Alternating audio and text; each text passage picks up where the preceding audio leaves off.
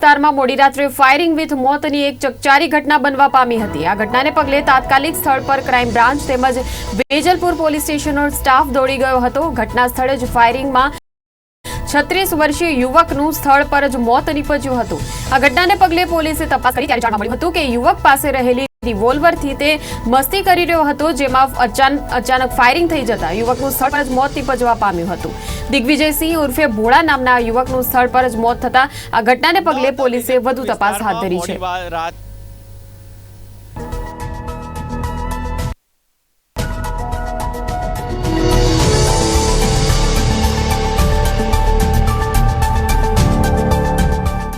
અમદાવાદના વેજલપુર વિસ્તારમાં મોડી રાત્રે ફાયરિંગ વિથ મોતની ઘટના છે તે બનવા પામી હતી। સમગ્ર ઘટનાને પગલે પોલીસે તપાસ કરી ત્યારે જાણવા મળ્યું હતું પોલીસને કે યુવક છે તે મજાકમાં આ રિવોલ્વર સાથે મસ્તી કરતો હતો અને જેની અંદર ફાયરિંગ થતાં યુવકનું સ્થળ ઉપર જ મોત નીપજવા પામ્યું હતું। સમગ્ર ઘટનાને લઈને વેજલપુર પોલીસે વધુ તપાસ હાથ ધરી છે। કેમેરામેન ગૌતમ દુલેરા સાથે રિપોર્ટર દીપક મકવાણા, અમદાવાદ।